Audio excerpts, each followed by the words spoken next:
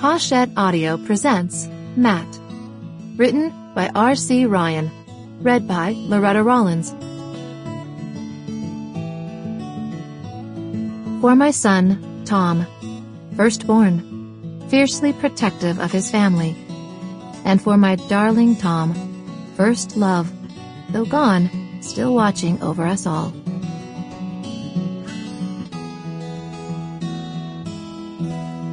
Prologue.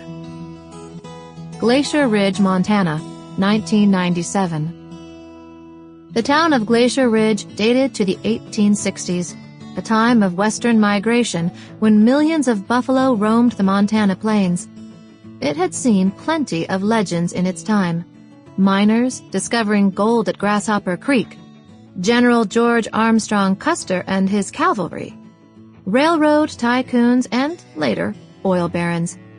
But the closest thing to legend now in the sleepy little town was the Malloy family. Rancher Francis Xavier Malloy was married to Grace Ann LaRue, the daughter of legendary Hollywood director Nelson LaRue, who had become famous in her own right by spending a lifetime photographing herds of wild mustangs that roamed the Montana wilderness. Collectors paid a fortune for her original photographs, and researchers and even government bureaucrats sought her advice on how to manage the wild horses.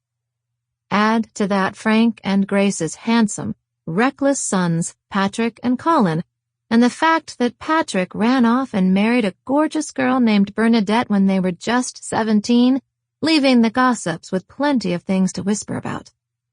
Soon, Patrick and Bernie gave birth to 3 good-looking sons who seemed to be as wild and reckless as their daddy and granddaddy. So folks around Glacier Ridge just naturally figured they'd have plenty to talk about for another generation or two. It was given that there was never a dull moment when the Malloys were around. 12-year-old Matthew Malloy, already known as a wild child around the town of Glacier Ridge, was asleep in the top bunk, enjoying a dream that mirrored the day he'd spent up in the hills with his grandpop Frank, Father Patrick, and Uncle Colin, who, at 22, was always laughing and teasing and seemed more like a big brother than an uncle. With the first snowstorm of the season rolling in, they'd driven the last of the herd to winter in the south pasture, and had spread a ton of hay from a flatbed truck before heading back to the ranch house for dinner. Their sprawling Montana ranch was home to 4 generations of Malloys.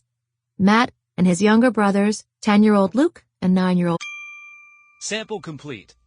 Ready to continue?